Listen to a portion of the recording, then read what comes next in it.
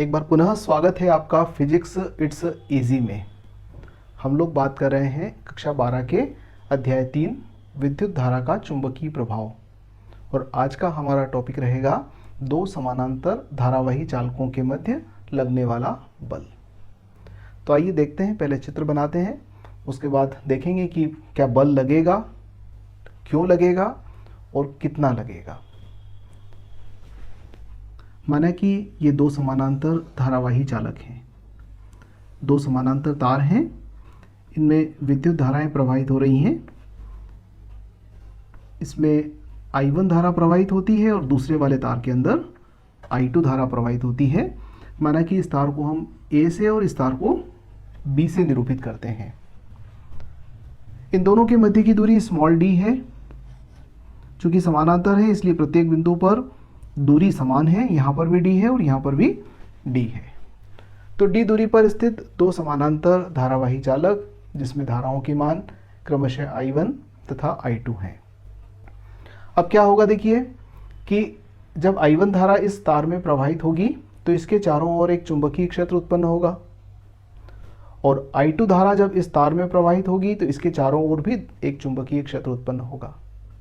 अब दो चुंबकीय क्षेत्र एक दूसरे के साथ अन्योन्य क्रिया करेंगे। जैसे दो चुंबक को हम पास में लेकर आए तो दोनों एक दूसरे को आकर्षित या प्रतिकर्षित करेंगे। समान ध्रुव होंगे तो प्रतिकर्षण होगा और विपरीत ध्रुव होंगे तो आकर्षण होगा। उसी प्रकार से यहाँ पर दो चुंबकीय क्षेत्र इस समष्टि में स्थित हो गए। इस वातावरण में एक इसके कारण चुंबकीय क्षेत्र है, एक इसके कारण चुंबकीय क्षेत्र है, तो दोनों चुंबकीय क्षेत्रों के मध्य अन्योन्य क्रिया है।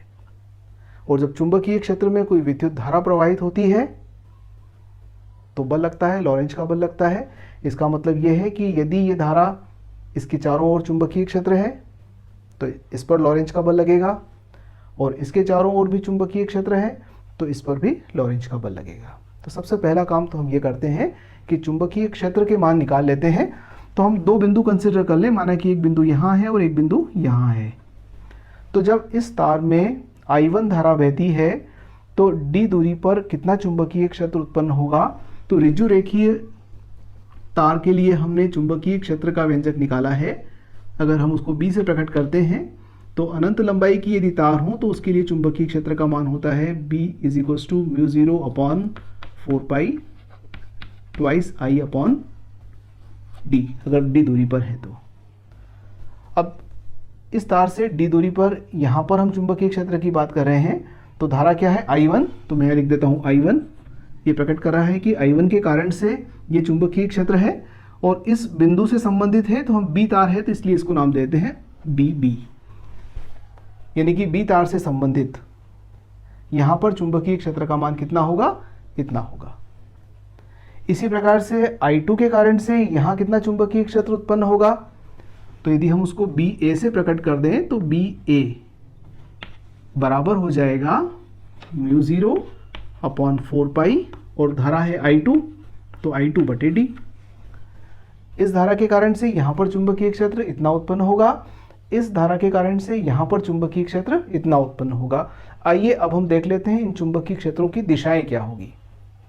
तो देखिए हमारा राइट हैंड थंब रूल, अंगूठा हमारी धारा की दिशा को प्रकट करता है तो उंगली चुंबकीय क्षेत्र की दिशा को व्यक्त करेगी, चुंबकीय बल रेखा को प्रकट करेगी, और बल रेखा पर खींची गई स्पर्श रेखा चुंबकीय क्षेत्र को प्रकट करेगी।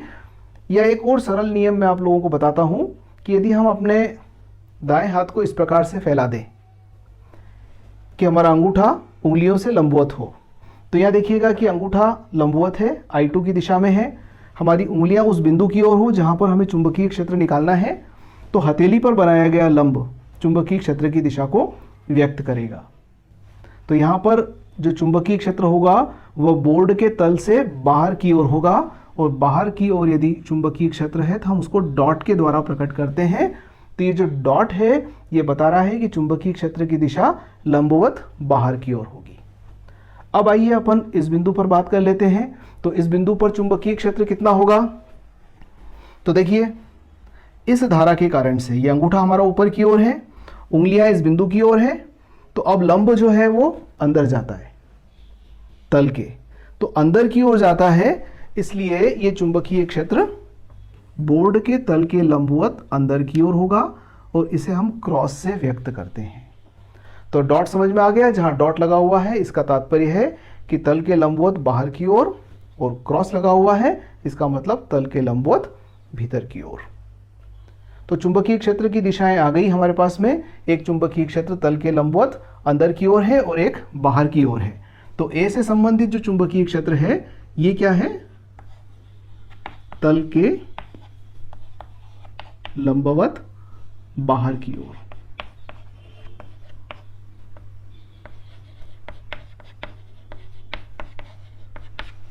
और इसी प्रकार से अगर हम इसकी बात करें, बी की बात करें, तो ये तल के लंबवत अंदर की ओर।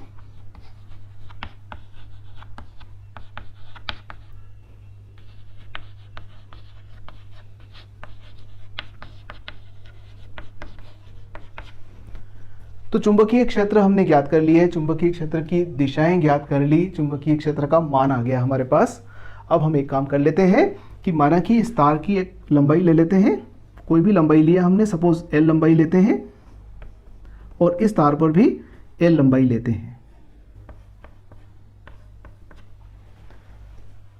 तो यहां देखिए इस लंबाई में धारा I1 बहती है और चुंबकीय क्षेत्र भी है। तो यदि चुंबकीय क्षेत्र है और विद्युत धारा है तो यहां पर बल लगेगा, लॉरेंज का बल। और उसी प्रकार से यहां चुंबकीय क्षेत्र भी है और धारा भी है। ये चुंबकीय क्षेत्र किसके कारण है, इस धारा के कारण। तो यहां पर भी लॉरेंज बल लगेगा। तो हम पहले इस बिंदु पर लगने वाले लॉरेंज बल की बात कर लेते हैं। तो इसको अगर अपन एफ ए से प्रकट कर दें तो फोर्स ऑन ए वो कितना हो जाएगा, वो होगा I1 धारा, चालक की लंबाई L, और वहां पर चुंबकीय क्षेत्र है हमारा BA, यानी कि FA बराबर हुआ I1 L म्यू 0/4 पाई I2 बटे D। आप इसको जमा कर लिख दें तो ये हो जाएगा म्यू 0/4 पाई I1 I2, सॉरी थोड़ा सा इसको करेक्ट करिएगा, ये 2I1 है, ये 2I2 है, तो हमें यहाँ पर 2 लगाना पड़ेगा। तो ये ट्वाइस I1 I2 बटे D और L। तो ये फोर्स ऑन ए पर इसके कारण से लगने वाला फोर्स हुआ, बल हुआ। अब इसकी दिशा क्या होगी देखिएगा। अब चुंबकीय क्षेत्र है हमारे पास, चुंबकीय क्षेत्र है लंबवत बाहर की ओर। मेरी उंगली देखेंगे आप, ये चुंबकीय क्षेत्र को प्रकट करता है, फ्लेमिंग का लेफ्ट हैंड रूल। ये धारा को प्रकट करती है उंगली, धारा ऊपर की ओर है I1, तो अंगूठा बल की दिशा को व्यक्त करेगा और बल की दिशा क्या होगी, B की ओर। इसका मतलब FA की दिशा जो होगी वो B की ओर होगी। मैं यहाँ पर FA की दिशा को इस तीर से व्यक्त करता हूं, तो ये FA की दिशा हो गई। हमने FA की दिशा भी निकाल ली। ये दिशा क्या है, B की ओर। अब आइए हम लोग FB पर बात करते हैं। तो FB का मान क्या होगा, FB बराबर हो जाएगा I2 L mu 0/4 pi twice I1 upon D बराबर mu 0/4 pi twice I1 I2 upon D into L। ये FB का मान हो गया, यानी कि फोर्स ऑन B पर लगने वाला बल हुआ। इसकी दिशा भी ज्ञात कर लेते हैं। तो हम एक बार फिर से फ्लेमिंग का रूल लगाएंगे। देखिएगा चुंबकीय क्षेत्र अंदर की ओर है, अंदर की ओर है। हमारी मध्यमा जो है वो धारा की दिशा को व्यक्त करती है, तो अंगूठा लगने वाले बल की दिशा को व्यक्त करेगा, यानी कि FB का मान ये होगा, FB की दिशा A की ओर होगी। तो ये दिशा क्या हो जाएगी, A की ओर। हमने दोनों बल निकाल लिए। दोनों बल जो हैं एक दूसरे की ओर क्रियाशील है, अर्थात आकर्षण प्रकृति के हैं।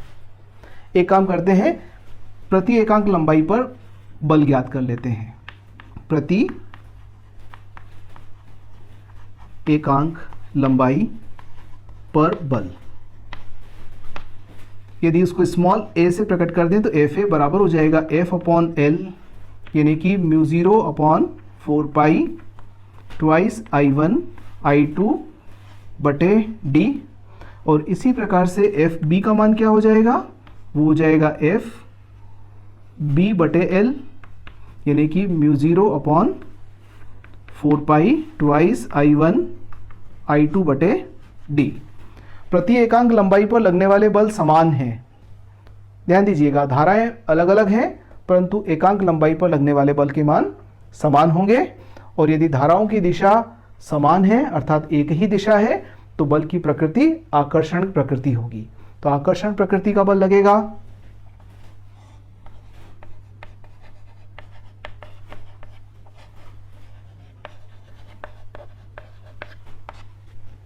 धाराओं की दिशा समान होने पर और प्रति एकांक लंबाई पर लगने वाले बल के मान समान होंगे। यहाँ पर एक जानकारी आप रखिएगा कि यदि हम एक धारा की दिशा को बदल देंगे तो बल की प्रकृति बदल जाएगी। अर्थात एक धारा यदि ऊपर की ओर है, एक धारा नीचे की ओर है, तो ये बल प्रतिकर्षण प्रकृति का होगा। इसको भी आप बिल्कुल इसी प्रकार से निकाल कर देख सकते हैं, सभी दिशाओं के साथ में जानकारी हमें मिल जाएगी। तो आज इतनी ही बात करते हैं, नेक्स्ट टाइम और बात करेंगे। धन्यवाद।